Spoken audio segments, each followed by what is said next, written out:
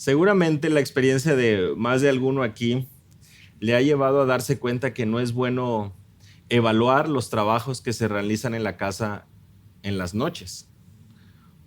Es decir, si viene alguien que quiere ayudarles cortando el césped, o si uno mismo toma, por ejemplo, las tijeras o corta la cortadora y dice, oh, voy a ponerme a cortar esto a las 8 o 9 de la noche, pues tal vez no solo va a recibir las quejas de los vecinos, sino que también se van a dar cuenta que conforme uno está cortando en la noche, voltea y ve y dice, parece que todo quedó bien. Una vez que amanece y se ve y se asoma uno a ver lo que hizo, pues se dará cuenta que quedaron algunos piquitos por ahí, ¿verdad? De zacate, como que no quedó tan parejito como en la noche se veía. Lo mismo sucede, por ejemplo, cuando uno está dentro de la casa, ¿verdad? Y decide pintar con el cuarto oscuro o de noche, ¿verdad? Donde a veces alcanza a entrar por la ventana la luz de la calle y empieza uno a ver que, parece que sí, parece que quedó muy bien la pared. Amanece ya cuando el cuarto está completamente iluminado y pues no, parece que no lo pintó mi hijo de 8 años, ¿verdad? No parece que esté muy bien pintado. Imagínense ustedes intentar poner un cuadro en un cuarto oscuro. No hay luz y uno está ahí empezando a hacer los agujeros ya en la pared. Pues para empezar, por más nivel que puedas tener, pues si está oscuro, estamos hablando del nivel normal, ¿verdad? No esos nuevos de láser ni el del celular. Pero si uno quiere ponerlo derechito, pues ahí va a estar uno viendo con la herramienta, pues ni siquiera vas a poder verlo bien. Por más de que se esfuerce uno aún ahí en esas circunstancias de la noche, en la oscuridad, pues podrás hacer los agujeros, podrás colgar el cuarto y tal vez el cuadro y pensar que a lo mejor está bien y ya en la mañana te das cuenta que pues sí estaba un poquito chueco, ¿verdad? ¿Cómo ayuda de repente esa luz? ¿Cómo ayuda a que a veces alguien nos sugiera que esperemos a tener una perspectiva completa de las cosas? En los deportes ahora pasa mucho, ya que en varios de ellos, en varios de los deportes profesionales, ahora hay diferentes tomas y tomas de cámara y la oportunidad de que los jueces o los árbitros puedan estar revisando los diferentes ángulos. Y lo que antes era supuestamente evidente, la pelota está afuera, ya salió, ahora te pasan un ángulo diferente, te ponen y te proporcionan una perspectiva diferente donde claramente la pelota no salió, donde claramente lo que tú pensabas que estaba bien, otra vez, como si alguien prendiera la luz, uy, me equivoqué, definitivamente estaba viendo mal las cosas. ¿Por qué era necesario? Y porque hacía falta que algo se encendiera ahí, que algo prendiera, que nos ayudaran, que recibiéramos ese apoyo. Vean conmigo ahí a partir del versículo 16 de Lucas capítulo 8. Dice la palabra de nuestro Dios: nadie que enciende una luz la cubre con una vasija ni la pone debajo de la cama, sino que la pone en un candelero para que los que entran vean la luz. Porque nada hay oculto que no haya de ser manifestado, ni escondido que no haya de ser conocido y de salir a la luz. Mirad pues cómo oís, porque a todo el que tiene se le dará, y a todo el que no tiene, aun lo que piensa tener se le quitará. Entonces su madre y sus hermanos vinieron a él, pero no podían llegar hasta él por causa de la multitud. Y se le avisó diciendo: tu madre y tus hermanos están afuera, quieren verte. Él entonces respondiendo les dijo: mi madre y mis hermanos son los que oyen la palabra de Dios y la hacen. Señor, en esta mañana nuevamente agradecemos la bendición de poder abrir tu palabra. Y hoy, Señor, de igual manera queremos rogar que sea la luz de tu verdad la que alumbre y permita que podamos ver aquellos detalles de nuestro corazón, que nos permita poder ver las cosas en esa perspectiva tuya, divina, correcta, procurando honrarte en todo. Señor, permíteme ser fiel en la exposición de tu palabra y para tu gloria, en el nombre de Jesús. Amén. Amén. Qué bien, qué agradable, qué bendición es cuando precisamente recibimos esa ayuda. Y cuando esa luz no se pone debajo de la cama, sino que permite que pueda reflejar, que pueda proveer la perspectiva correcta de la situación, de manera que ayude a todos los que están ahí a poder observar. Hermanos, a lo largo de nuestras exposiciones aquí en el capítulo 8 de Lucas hemos podido observar y hemos podido apreciar justo en el contexto inmediato esta parábola de las tierras, ¿no? La que comúnmente llamamos la parábola del sembrador. ¿Recuerdan ustedes? Ahí a partir del versículo 9, cuando los discípulos preguntan sobre la explicación, porque nuestro Señor Jesús ya había expuesto, ya había narrado, ya había dado a conocer esta parábola, y a partir del versículo 4 al 8, pero en el versículo 9 sucede algo muy importante, muy interesante, porque los discípulos no se quedan con los brazos cruzados diciendo: ay Señor, qué bonita historia acerca de la semilla, qué bonita historia acerca del sembrador, qué bonita historia acerca de los campos. No, no, no. Los discípulos le preguntan qué es lo que quiere decir esta enseñanza. Nuestro Señor Jesús les dice: a ustedes se les ha concedido conocer los misterios. Vean ahí el versículo 10. Pero a los demás les hablo en parábolas para que viendo no vean y oyendo no entiendan. Estábamos, recuerden, mencionando que esto era un juicio para estos hombres que con un corazón endurecido no buscaban aceptar las verdades de nuestro Dios. Y nuestro Señor Jesús le explica y le hace ver cómo la semilla es la palabra. La semilla es la palabra. Y sucede que hay unas que caen por el camino, hay parte de la semilla que cae ahí, hay semilla que cae sobre la roca, semilla que cae entre los espinos y semilla que cae en buena tierra. Y nos dimos cuenta, versículo 12, que los del camino son los que oyen, pero viene el diablo y arrebata la palabra. Versículo 13, los de la roca son los que oyen, reciben la palabra con gozo, pero no tienen raíz profunda. Versículo 14, la semilla que cayó entre los espinos son aquellos que han oído, pero son ahogados por las preocupaciones, las riquezas y los placeres de la vida. Y versículo 15, la semilla que cae en tierra buena son los que oyen y retienen la palabra y dan fruto. Versículo 15. Y ahora, ante tanta reiteración, ante tan minuciosa descripción del corazón del hombre, de los campos, nos encontramos con un momento cumbre en esta parte de la exposición. Porque, hermanos, a partir del versículo 16 y hasta el versículo 21, vamos a poder observar 3 aspectos de la luz del Evangelio. 3 aspectos de la luz del Evangelio que glorifican a Dios y demandan una respuesta del hombre. 3 aspectos de la luz del Evangelio que glorifican a Dios y demandan una respuesta tuya y mía. En esta mañana estamos sentados y delante de nosotros se presentarán estas evidencias, estas pruebas. Será nuestro Dios, el Creador, nuestro Señor, quien estará presentando la verdad de su palabra. Y hoy tú y yo estamos sentados como objeto de, por supuesto, su amor, pero también de ser evaluados, de que Él, al presentar su verdad, nuestro corazón pueda ser confrontado y realmente podamos darnos cuenta si somos hallados culpables o si vamos a responder de una manera negativa o si responderemos de manera favorable a su palabra. Primero vamos a observar cómo se trata de una luz que revela, versículo 16 al 17, es una luz que revela, una luz que juzga y una luz que recompensa. Versículo 16 y 17, una luz que revela. Versículo 18 es una luz que juzga. Versículo 19 al 21 es una luz que recompensa. Vean conmigo ahí a partir del versículo 16. Nadie que enciende una luz la cubre con una vasija ni la pone debajo de la cama, sino que la pone en un candelero para que los que entran vean la luz.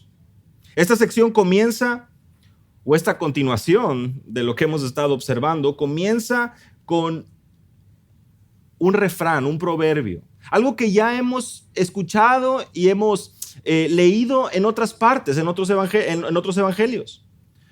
Es un refrán, es una frase que es conocida para las personas de la actualidad, que para nosotros obviamente también suena algo lógico. Nadie prende una lámpara, por supuesto, remontándonos al tiempo de nuestro Señor Jesús aquí en el primer siglo, pues nadie está tomando este tipo de artefactos, de lámparas, para simplemente esconderlos. Lo que necesitan es poder alumbrar con ella. No es algo lógico que se encienda una luz para ponerse debajo de la cama. Nuevamente, podemos observar aquí claramente, la luz está brillando, el problema no es la luz, tal y como lo mencionábamos antes, el problema no es la semilla. En el pasaje paralelo de Marcos, en el capítulo 4, en el versículo 21 y 22, también se nos menciona mediante una pregunta este mismo refrán: ¿acaso se trae una lámpara para ponerla debajo de un almud o debajo de la cama? ¿No es para ponerla en el candelero? Es el pasaje paralelo, justamente también en el mismo contexto que lo estamos viendo aquí en Lucas. Pero seguramente habrás escuchado tú también del mensaje de nuestro Señor Jesús, las bienaventuranzas, en Mateo capítulo 5. Ahí el contexto es un tanto diferente, porque ahí, como podrán recordar, nuestro Señor Jesús está hablando y diciendo que los suyos, sus hijos, aquellos que obedecen, son llamados la luz del mundo. Y él continúa diciendo en el versículo 14 y 15 de Mateo 5, una ciudad situada sobre un monte no se puede ocultar, ni se enciende una lámpara y se pone debajo de un almud, sino sobre el candelero, y alumbra a todos los que están en la casa. Así brille vuestra luz delante de los hombres, para que vean vuestras buenas acciones y glorifiquen a vuestro Padre que está en los cielos. ¿Pueden observar ahí? Parece ser un contexto diferente, pero está utilizando el mismo refrán, está utilizando la misma frase, la misma situación que para ti y para mí hasta en el día de hoy sigue manteniéndose vigente, porque es lógica, porque es algo que sucede. Y es por eso que al llegar aquí a esta sección tenemos que inevitablemente meditar, considerar qué es lo que nuestro Señor Jesús se está refiriendo con esa luz. Porque regresando otra vez a Lucas capítulo 8, versículo 16, tenemos que pensar a qué es lo que se refiere con esta lámpara que es encendida. Y podemos observar a lo largo del capítulo, los versículos previos, que sin duda hay una relación estrecha con esta semilla que está siendo sembrada, con esta explicación que nuestro Señor Jesús le está dando a quienes, ¿recuerdan? Aquellos que preguntaron. ¿Quiénes son los que preguntaron acerca de la explicación de la parábola? Versículo 9. Sus discípulos. Sus discípulos. A sus discípulos es a los que les dice, versículo 8, y junto a la multitud ahí, pueden leer conmigo la parte final del versículo 8 de Lucas capítulo 8, el que tiene oídos para oír, que oiga. Esto va a ser algo recurrente a lo largo de nuestro estudio en esta mañana. Los oídos y la manera que percibimos, la manera que escuchamos es vital.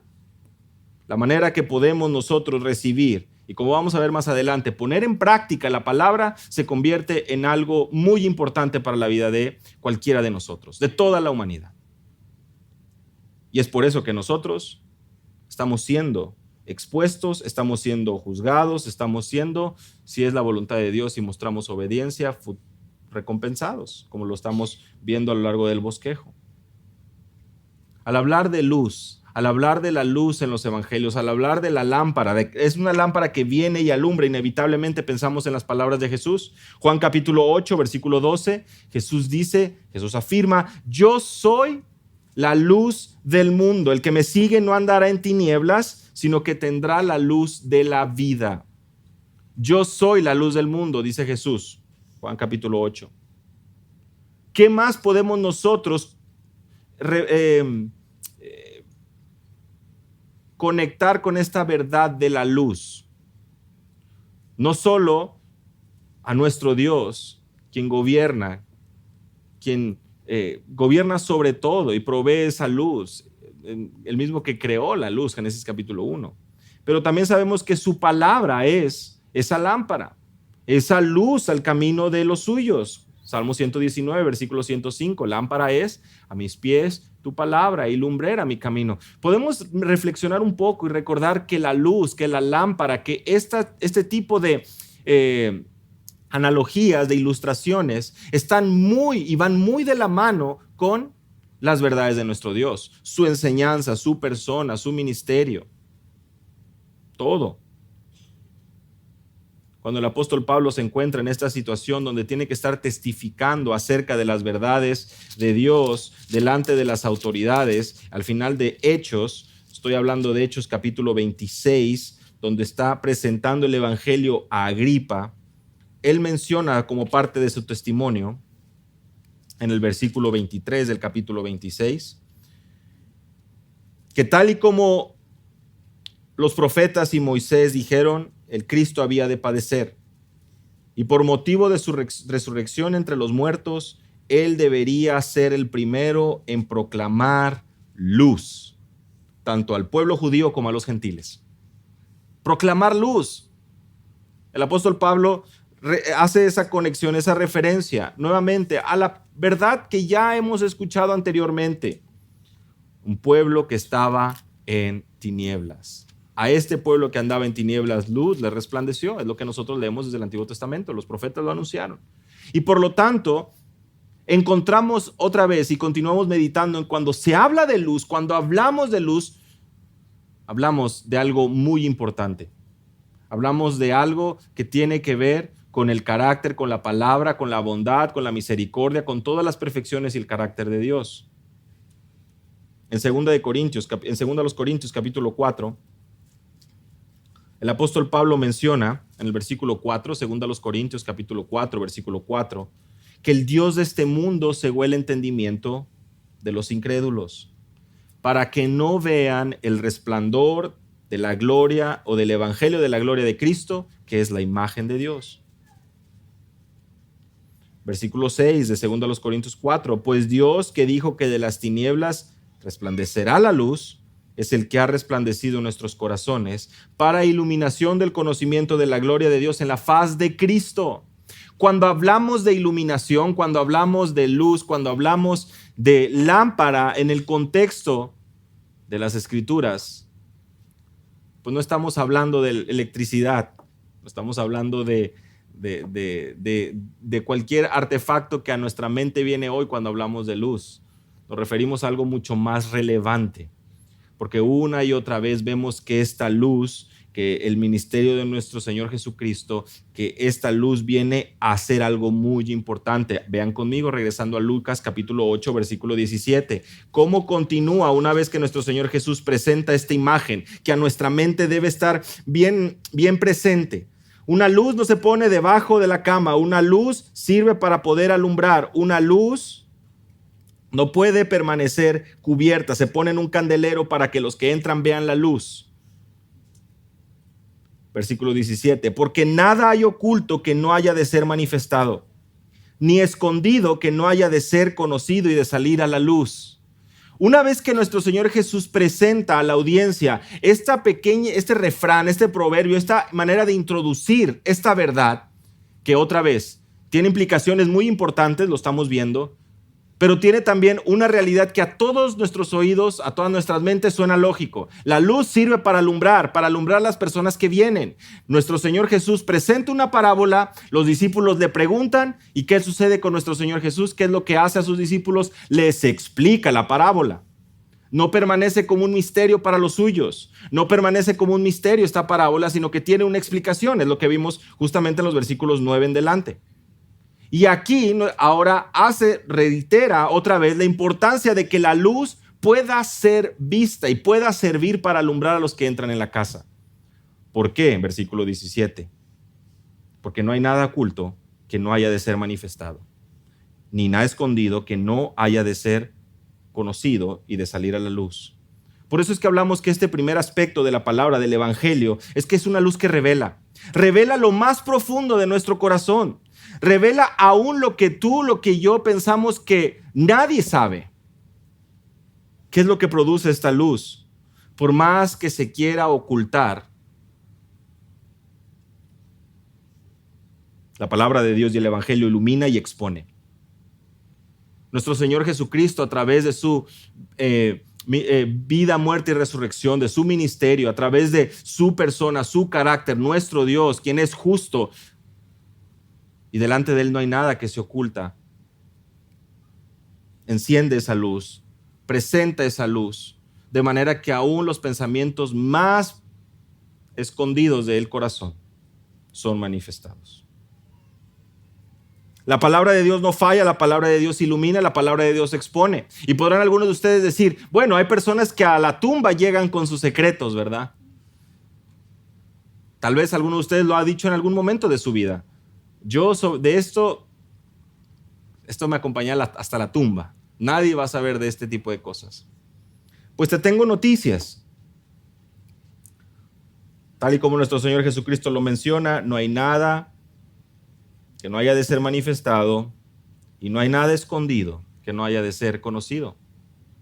Vayan conmigo a Eclesiastés capítulo 12.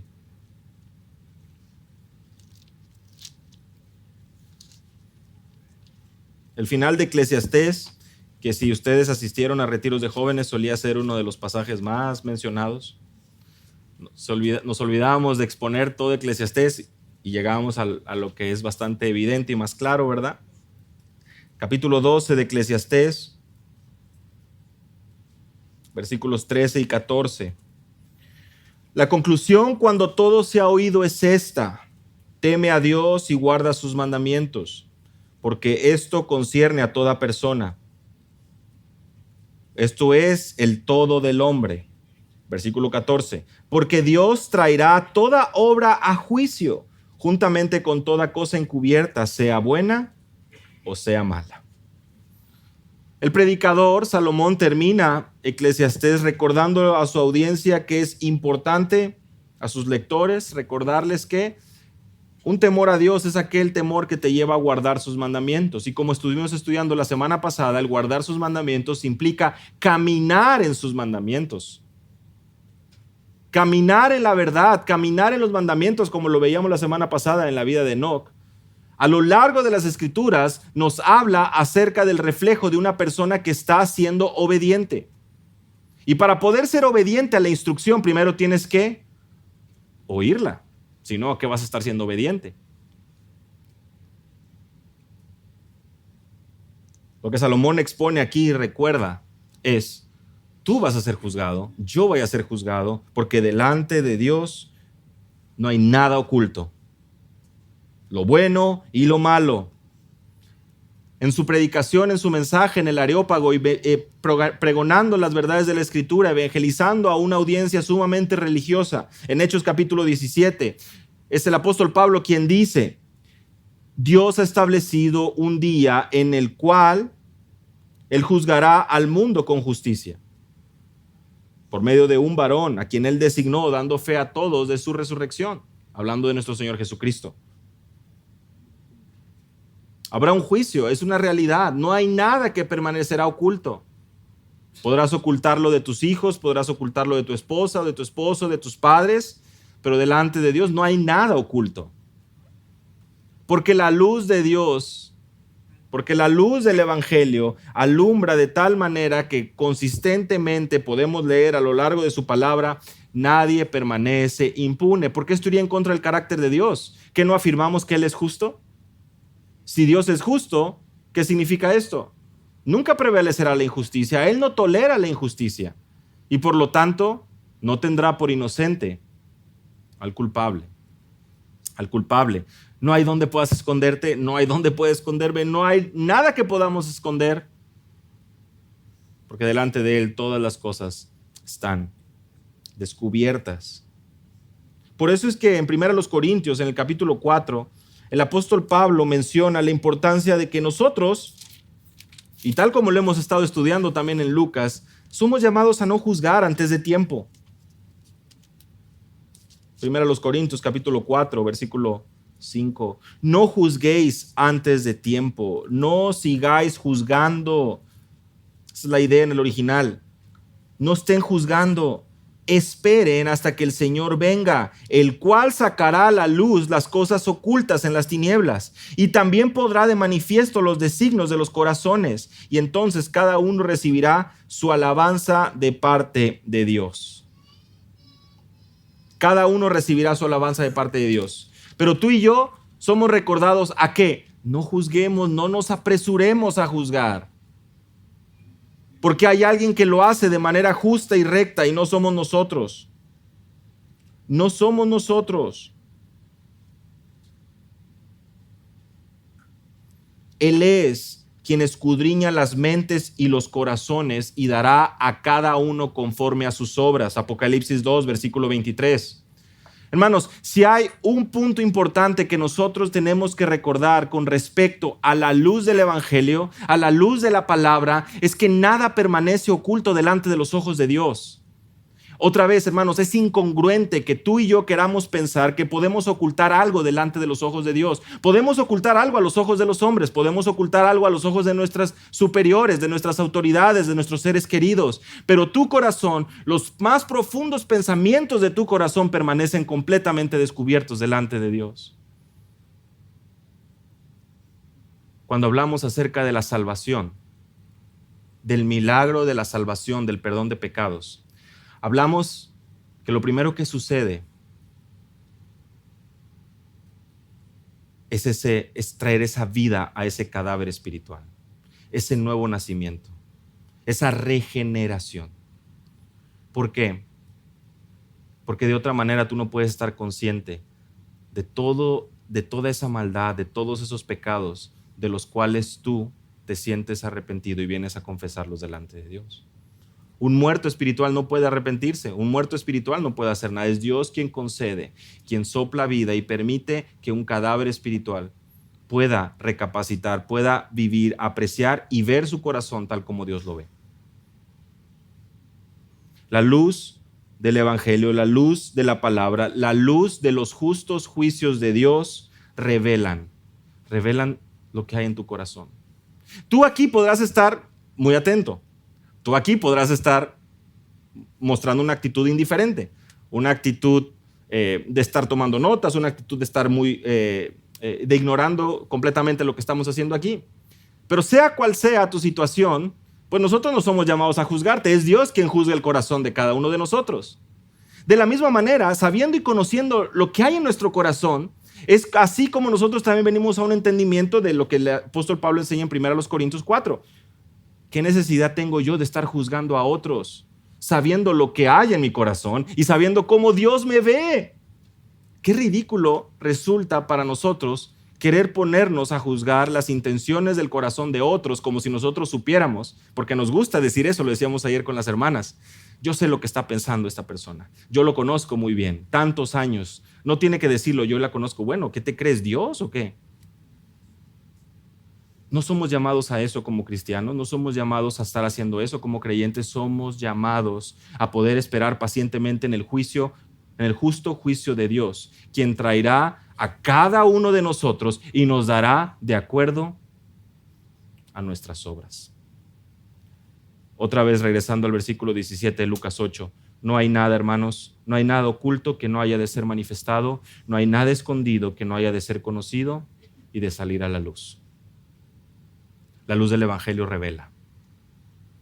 Ya sea que tú vengas y lo confieses delante de Dios y encuentres el perdón de tus pecados, o que continúes queriendo esconderlo, nuestro Dios lo sabe. Y Él traerá castigo o recompensa a cada uno de nosotros. Por eso hablamos de que en la parábola de las tierras hay una evidencia cuando hay fruto. Cuando hay un fruto se percibe, se ve, da gloria a Dios, cae en buena tierra, hay un crecimiento. Permite que pueda revelarse lo que hay en el corazón. Y como tú y yo lo sabemos, en ocasiones no se alcanza a ver nada en esta tierra. En ocasiones una persona puede salirse con la suya, entre comillas, a los ojos de la sociedad, presentarse como una persona muy honesta, pero delante de Dios, otra vez, no hay nada oculto. Siguiente punto que vemos ahí, el siguiente aspecto de la luz del Evangelio que glorifica a Dios y demanda una respuesta tuya y mía, es una luz que juzga. Versículo 18 de Lucas 8. Mirad pues cómo oís, porque a todo el que tiene se le dará, y a todo el que no tiene, aún lo que piensa tener se le quitará. Wow, estas son palabras de nuestro Señor Jesús aquí, que comienzan con una manera muy fuerte y muy contundente de llamar nuestra atención. Mirad, imperativo, mirad, pon mucha atención, pues cómo oís. Mirad pues cómo oís. ¿Cómo estás recibiendo la palabra? ¿Qué es lo que estás escuchando? ¿Qué es lo que estás otra vez sintonizando? ¿Qué es eso que tú estás anhelando, recibiendo, encontrando satisfacción al estar escuchando? Porque si no es la verdad de la Escritura, si no es en un sentido una reverencia profunda, una devoción a su palabra, estamos corriendo peligro. Por eso es este imperativo. Mirad, tened cuidado, presten atención, cómo oís. Y la palabra oír en el original, tanto en griego como en hebreo, es muy interesante, porque si tú vas a un diccionario bíblico podrás corroborarlo, pero podrás encontrar que existe un sentido muy completo del escuchar. Cuando vamos a ir ahora en un momento más, y como lo leía el pastor David durante la lectura bíblica en Deuteronomio, el escuchar los mandamientos de Dios, tanto en hebreo como en griego, tiene una implicación también de obedecer. Hay un sentido no solamente de, sí, así como entra por un oído, sale por otro. No, hay un sentido profundo de obediencia, un sentido profundo de someterte, de entender que hay un mensaje muy importante al cual debes de prestar atención. Y es un tema recurrente en la Escritura, el saber cómo escuchar, el aprender a escuchar, el prestar atención con nuestros oídos, por supuesto, sabiendo que esto tiene implicaciones en nuestro corazón y en nuestro comportamiento. Éxodo capítulo 15. Éxodo capítulo 15.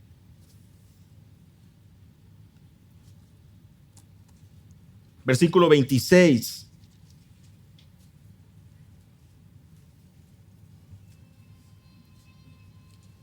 El pueblo acaba de presenciar un testimonio, un milagro impresionante. El pueblo acaba de presenciar el poder venir a libertad después de su esclavitud en Egipto, ahí en el contexto de Éxodo 15. Y cuando llegan a andar 3 días en el desierto, se encuentran con una situación, no tienen agua. Versículo 23, versículo 24, el pueblo murmura contra Moisés. ¿Qué es lo que dice el pueblo? ¿Qué beberemos? Entonces, dice el versículo 25, la parte final, es Dios quien da allí un estatuto y una ordenanza y los puso a prueba. Vean conmigo ahí el versículo 26. Si escuchas atentamente la voz del Señor tu Dios y haces lo que es recto ante sus ojos y escuchas sus mandamientos y guardas todos sus estatutos, no te enviaré ninguna de las enfermedades que envié sobre los egipcios, porque yo, el Señor, soy tu sanador. Hay una condición, ¿verdad?, para poder recibir esa bendición de parte de Dios. ¿Cuál es esa condición? Escuchar atentamente la voz de Dios y hacer lo que es recto. Dice después, y si escuchas sus mandamientos y guardas todos sus estatutos. ¿Te das cuenta cómo es como si fuera una explicación que está procurando cubrir como todos los ángulos, a lo mejor de una manera paralela, presentándonos como si fueran si escuchas atentamente y haces lo recto ante sus ojos, y si escuchas sus mandamientos y guardas sus estatutos, trayendo una riqueza, una variedad, buscando cubrir ese entendimiento para nosotros hoy aquí, por supuesto para el pueblo en ese momento, de que, oye, no solo basta con escuchar atentamente, es necesario hacer algo más, y es obedecer. Tú y yo sabemos, los padres de familia, y bueno, todos nosotros que fuimos hijos alguna vez, ¿qué resulta cuando, o qué es lo que sucede, o qué es lo que vemos cuando recibimos la instrucción siendo niños, hijos?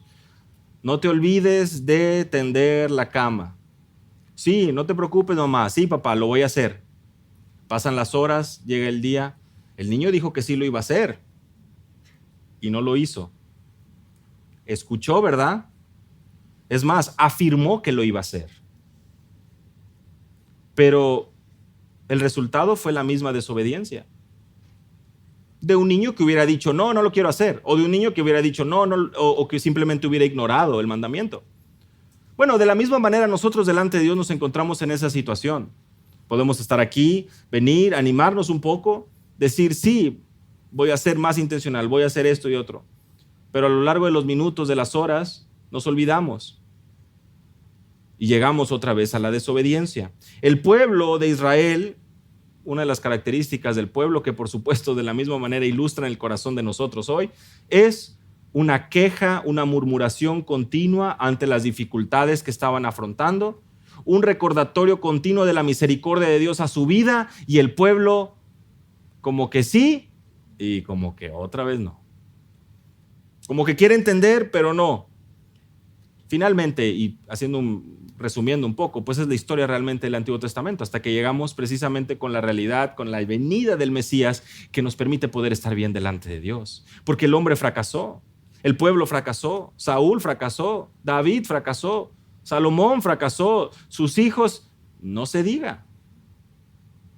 Pero la promesa, desde Génesis capítulo 3, versículo 15, la simiente de la mujer, el Hijo de Dios viene a restaurar y permitirnos tener paz para con Dios.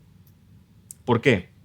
Porque definitivamente escuchar y obedecer la voz de Dios en la condición natural del hombre resulta imposible. ¿Y por qué resulta imposible? Porque Él conoce el corazón. Así que por más oculto que puedas tener tú, las intenciones egoístas de tu corazón delante de Dios son evidentes. Por más obediencia que puedas aparentar a los ojos de la sociedad, delante de los ojos de Dios, está absolutamente claro lo que hay en tu corazón y la condición de este. Por eso es que una y otra vez a lo largo de Deuteronomio, como lo leíamos en la lectura bíblica en esta mañana, oye Israel los estatutos y decretos que yo os enseño para que vivas, para que entres y poseas la tierra, Deuteronomio 4:1. Había bendición si escuchabas los mandamientos de Dios, si los ponías por obra, Israel. Habrá bendición. Deuteronomio 4, Deuteronomio 6, Deuteronomio 11. Hasta que llegamos a Deuteronomio 28. Me gustaría que pudiéramos ir ahí juntos. Deuteronomio capítulo 28, versículos 1 y 2. Deuteronomio 28, versículo 1 y 2.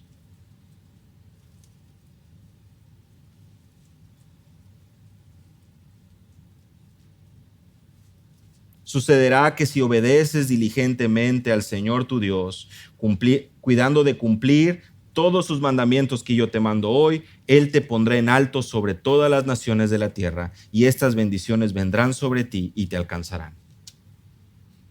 Hay bendición en la obediencia, y viene aquí enumerado toda una lista de bendición y por supuesto de consecuencias, versículo 15, si no guardas los mandamientos de Dios. Y como ustedes saben, en Deuteronomio es prácticamente la parte final de la vida de Moisés. La parte final de la vida de Moisés. Pero de manera muy clara, muy interesante, en Deuteronomio 18, unas páginas antes, si tienes ahí tus Biblias, puedes ir conmigo. Deuteronomio 18. Hay algo muy importante. Que los fariseos, que los escribas tenían conocimiento. Es el Señor, es Dios quien habla al pueblo en ese momento, una vez que Moisés está llegando a la parte final de su vida, y le dice: un profeta a Moisés, como tú, levantaré de entre sus hermanos, y pondré mis palabras en su boca, y él les hablará todo lo que yo le mande.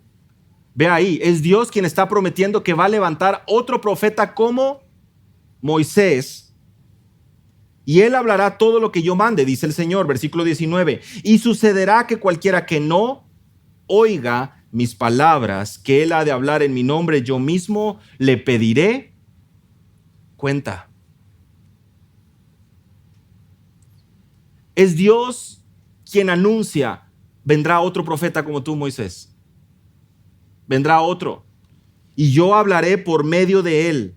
Él hablará todo lo que yo le mande. Y el que no oiga mis palabras, que él hablará, yo mismo le pediré cuenta.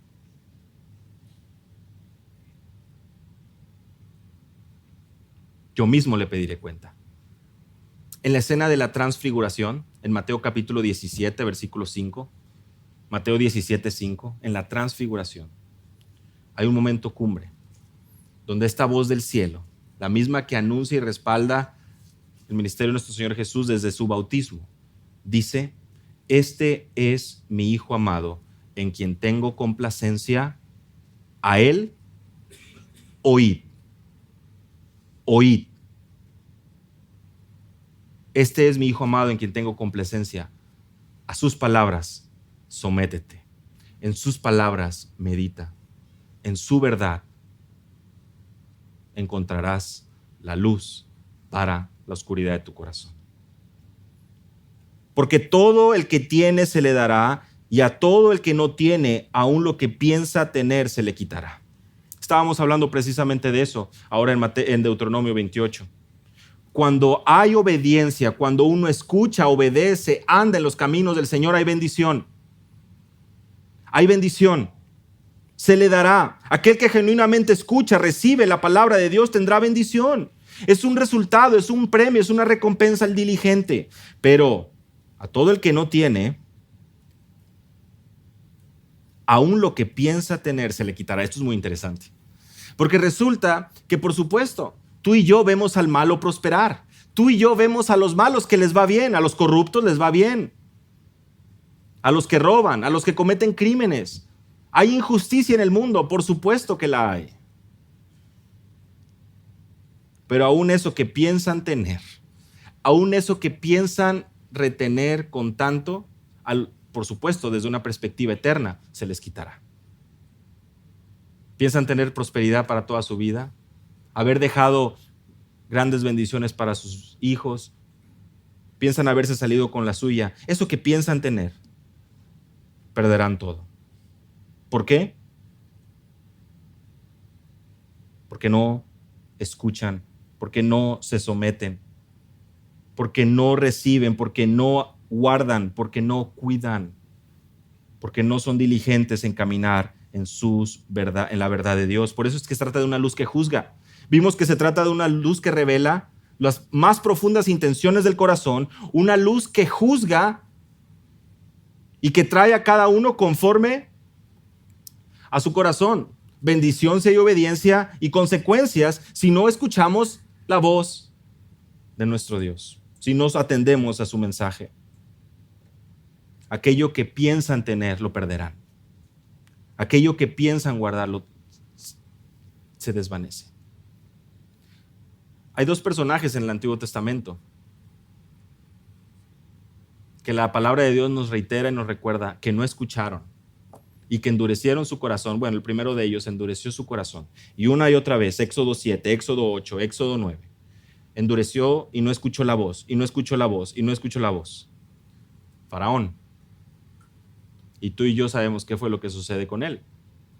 Con su imperio, lo que sucede en su momento, con todo aquello que él había construido, su familia, sus posesiones. Pero también el primer rey de Israel, ¿no? En 1 Samuel capítulo 15, Dios le da una orden, una misión. Ve y destruye por completo a los pecadores, los amalecitas, y lucha contra ellos hasta que sean exterminados. El mensaje era claro. Y Saúl llegó a un punto de engaño y de orgullo que dijo: yo obedecí la voz de Dios, pero el pueblo pues tomó del botín de las ovejas lo mejor de las cosas dedicadas para ofrecer sacrificio a Dios. Tengo una mejor idea que Dios. El pueblo tuvo una muy mejor idea que Dios. ¿Qué crees? Pues mejor, en lugar de destruir todo, pues mejor nos quedamos con lo mejor y le hacemos un sacrificio delante de Dios. Orgullo. ¿Qué es lo que le responde Samuel? Se complace el Señor en holocaustos y sacrificios como en la obediencia a la voz de Él. Obedecer es mejor que un sacrificio y prestar atención que la grosura de los carneros. Por cuanto has desechado la palabra del Señor, versículo 23, Él también te ha desechado para que no seas rey. Hay consecuencias cuando no escuchamos la voz de Dios. Se pierde todo lo que piensas tener, porque la luz juzga, su palabra juzga y su palabra revela, y finalmente su palabra, su luz también recompensa. Vean conmigo regresando a Lucas 8. Entonces su madre y sus hermanos, versículo 19, vinieron a él, pero no podían llegar hasta él por causa de la multitud. Y se les avisó. Se le avisó diciendo: tu madre y tus hermanos están afuera y quieren verte. Versículo 21, también respondió, dijo: mi madre y mis hermanos son los que oyen la palabra de Dios y la hacen. Leemos el texto y decimos, bueno, ¿y esto qué tiene que ver aquí, no? O sea, ¿qué está pasando aquí? ¿Por qué Lucas como que interrumpe esta narrativa de la luz, de la palabra, del evangelio, del ministerio de Jesús, del juicio a los que no obedecen y no se someten? Bueno, es que Marcos capítulo 3, versículo 21, Juan capítulo 7, los hermanos de Jesús y la familia de Jesús estaban buscándolo porque ellos decían que estaba loco. No creían en él. La familia de Jesús decía que tenían que traerlo en sí. Ni aún sus hermanos creían en él. Mostraban incredulidad en ese momento. Veían la necesidad, Marcos capítulo 3, versículo 21, de poder hacer algo para poder hacerse cargo de él. Decían, está fuera de sí. Lo están buscando. Pensaban que a través de su relación física tenían algún privilegio para poder estar con él. Pero había una gran multitud alrededor de Jesús.